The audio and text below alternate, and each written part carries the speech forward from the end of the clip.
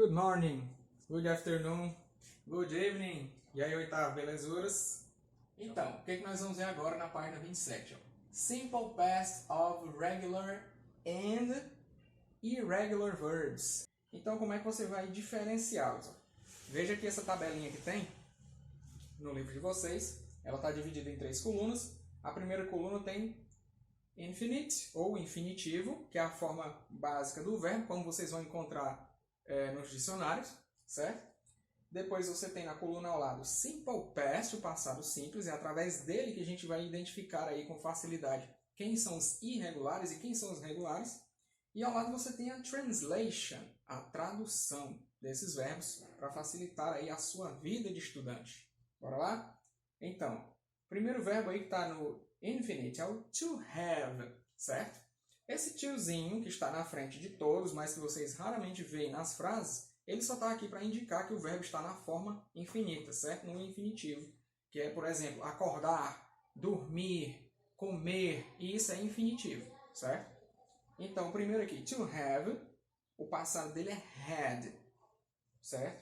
E ao lado você tem a tradução, que significa ter ou possuir alguma coisa. Dependendo da frase, o have também pode ter outros significados, como, por exemplo, comer, quando você está falando de comida. Se você diz que have breakfast, né, você está dizendo que toma café. Então, ele pode ter mais sentidos. Mas o principal dele é esse sentido realmente de posse, de você ter uma coisa, possuir alguma coisa. Tá bom? Ser dono de algo. Então, vamos ver aqui. Ó. Em seguida, você tem o verbo to tell, certo? Ao lado você tem a forma no passado dele, que é told. E ao lado você tem a tradução, que é você dizer ou você contar alguma coisa. Não é contar numérico, certo? Não é contar 1, 2, 3. É você contar algo para alguém, te contar uma história, certo? Esse tipo de contar, beleza? Logo abaixo você vai ter então o verbo to become, se tornar alguma coisa, certo? Ao lado você tem a forma no passado dele que é became, ou seja, tornou-se alguma coisa. Bem, aqui no meio você tem o verbo to come, que é o verbo vir. Ao lado você tem o passado dele que é came, veio, vieram, vinha, ok? Logo abaixo você tem o verbo to look.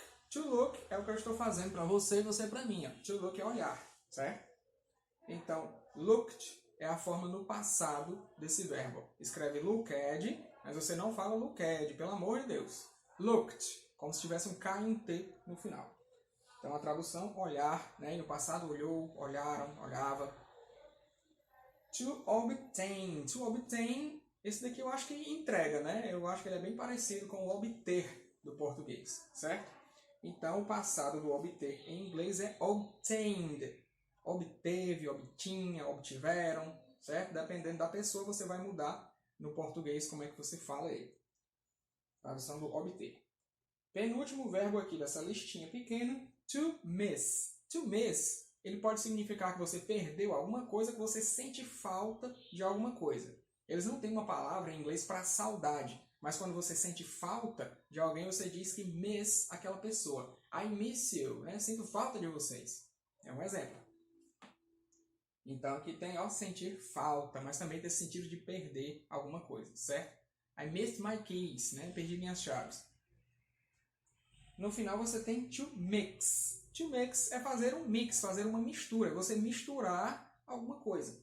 Então, passado mixed, acontece a mesma coisa que ocorreu ali em cima com o looked. Você não fala o né? Não é mixed, certo? É mixed. No final, como se fosse uma letra T. E a tradução está aí para vocês misturar. Aí ele dá um recadinho aqui que vale a pena memorizar as formas dos verbos. E é verdade. O que é que vai acontecer aqui? Então, como vamos diferenciar o regular do irregular? Certo? Você vai diferenciar um do outro pela finalização do verbo na sua forma no passado. Veja bem aqui na coluna do meio. Esses verbos lá embaixo, os 4 últimos, todos eles terminam em ed. Repararam? Esses são verbos regulares, ou seja, existe uma regularidade. Eles terminam do mesmo jeito. Vamos ver aqui. Ó. Você tem, então, o verbo look. Ele termina em K no presente. Você coloca um ed no final dele, looked virou passado. Certo? Depois você tem o obtain. Obtain termina em N. Você coloca um ED na frente dele e virou obtained, né? Obteve, passado. O missed termina em 2 S. Você coloca um ED no final dele, foi para o passado. Então, dependendo de como vai ser a finalização do verbo, ele vai te indicar se você está no passado regular ou irregular, certo? Um que eu lembrei agora, além de finalização com D, é a finalização IED.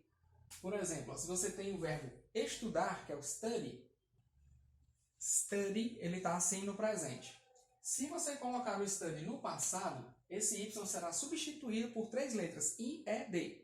E é considerado um final regular, certo? Ele termina com ED. Então ele fica, né? O Y sai, você coloca IED, study. Aí está no passado. Então não é só o ED. Tem verbos que você vai colocar apenas um D, que são os verbos terminados pela letra E. Tem outros verbos, a maioria, que você só vai colocar ED.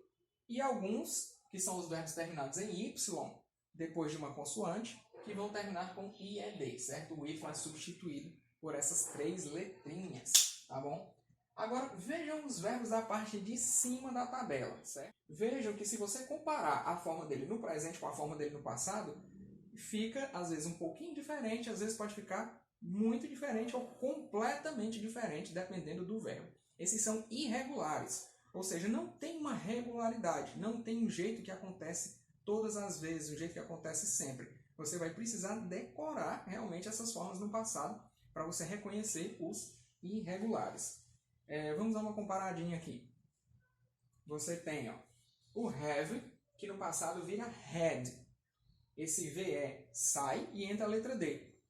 É uma irregularidade. Em vez de você colocar só o D no final, já que o have já termina em E, ele é uma exceção, você troca as letras VE pela letra D e aí você tem o verbo irregular, né, no passado.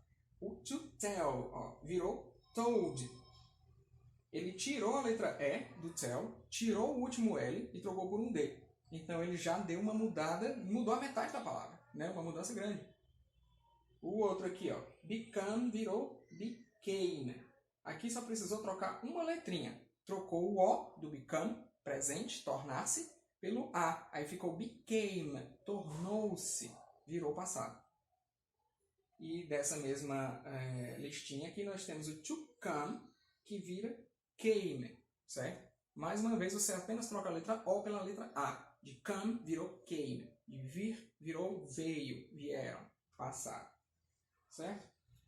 Os verbos irregulares, gente, eles são bons a gente decorar porque eles têm essa característica aí da irregularidade. Isso faz com que a gente automaticamente elimine os outros verbos, os regulares, e simplesmente coloque o D, o ED ou o IED no final deles. Então, o que você tem realmente que se preocupar com o passado é dos irregulares. Os regulares você bota D, ED ou IED, e aí você já o transformou em passado. Existe uma lista de verbos irregulares no livro de vocês. Você tem a forma infinita dele, por exemplo, o nosso queridíssimo to be, né? O primeiro que aparece aqui. Olha a importância dele, é o primeiro da lista. Né? Tudo bem que está em ordem alfabética, mas como eu disse para vocês, to be é eterno, to be não morre. Então, infinito, to be. Forma no passado simples, singular, was, plural, were. Ou seja, em vez de você só colocar um B no final aqui, do be, aí ficaria bad, né? Ficaria cama, nada a ver. Então, o to be muda completamente a palavra. Em vez de be, vira was ou were. É o passado irregular. Aqui você tem a forma ing dele, que não é o que estamos estudando no momento. E por último você tem a tradução ser ou estar. Então, resumindo de novo. Verbos regulares são os verbos que terminam em D no passado, certo? Ou ED, ou então IED, tá bom? E os irregulares são aqueles em que a mudança não é tão simples e a palavra pode mudar um pouco ou mudar muito. Vocês viram que o be muda completamente a palavra. Existem vários outros que isso acontece. Por exemplo, o verbo go. O passado do go, que é o verbo ir, né? Ele é went. Então vejam o quanto é diferente. Em vez de só colocar um ED aqui, a ficar go-ed ou gold, né? você não faz isso. Isso aqui não existe. O passado de go, que é ir, é went, que é foi, foram. Né? Até mesmo no português, se você reparar, ele é bem diferente. No presente ele é ir, no passado ele é fui, a palavra é completamente diferente. Né? Meus jovens, vamos ver aqui então a página 28. A gente vai relembrar nela algumas coisinhas, né? Então, let's work with the main question words and expressions. Do you remember? O que ele diz aqui para nós? Ó? Vamos trabalhar com as principais question words. O que são question words? Question words são perguntas de informação. São aquelas perguntas que você não pode responder com apenas sim ou não. Você precisa dar uma informação específica para que essa pergunta seja respondida. Então, vamos ver aqui. Ó. Você tem question words, você pode chamar de perguntas de W e H. Lembram disso?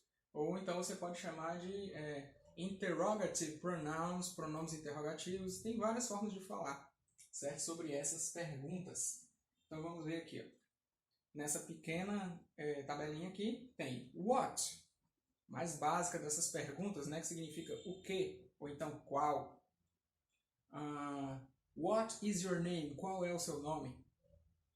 Segundo tem where. Where é para eu saber onde, né? No caso de um lugar fixo. Ou então aonde, para eu saber aonde você está indo. Né? Então, where are you going? Onde você está indo? Né? Depois você tem when.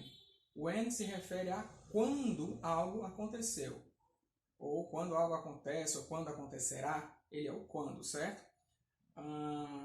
When it's your party? Né? Quando é a sua festa? Outra. Why. Why é a pergunta de porquê. Assim como no português que nós temos mais de um porquê, no inglês eles também têm. Então, why é o porquê de pergunta. Vocês lembram como é o porquê de resposta? Será que lembram? Começa com o be, que nem aquele nosso verbinho lindo lá. Então, a resposta de why, certo? Não esqueçam, é because. Ok? Pergunta why. Resposta because. Por que separado com acento? Pergunta. Por que junto sem acento? Resposta. Certo? Vamos ver aqui então. Outra. Depois do why você tem whose. Esse whose não é muito visto. Ele não é muito comum, certo? O whose significa de quem. Ok? Referente à posse. Eu posso dizer assim, whose trousers are these? De quem são estas calças? É sua ou é minha? Quem foi que deixou pendurado aqui no meio da casa? Né? Depois, ó, there are interrogative expressions. Existem expressões interrogativas. Certo? Isso aqui também é basicaço da língua inglesa. São expressões que a gente usa o tempo todo para obter informações. Então, how old? Quero saber a sua idade. How many? How many books do you have? Quantos livros você tem? Quantos no plural, né? How much? Quanto? Né? How much sugar would you like? Quanto açúcar você quer? Você pode se referir a uma coisa de grande quantidade, mas que não dá para contar com facilidade. Lembram disso? Nós vimos ano passado. Outra. How long? How long é duração de tempo. Quão longo? Por quanto tempo uma coisa dura? Né? Então, how long were you been abroad? Né? Quanto tempo você esteve fora do país, né? Outro, how often? Esse aqui é para frequência. Com que frequência você faz uma coisa? How often do you go to school? Com que frequência você vai à escola, né? Nesse momento, infelizmente, frequência nenhuma, né? Mas vocês entenderam a ideia. Com que frequência se faz algo? How deep? Eu quero saber a profundidade. Quão profundo, quão fundo é um lago, um rio? Né? Qual a profundidade dessa piscina? How deep is this pool? Ok? Beleza. As palavras e expressões interrogativas são usadas no início das frases, né? Então você viu que cada exemplo desses que eu dei, eu começo com a pergunta interrogativa. Beleza? É isso que temos por agora. Espero que tenham gostado e encontro vocês no nosso próximo vídeo. Goodbye, see you!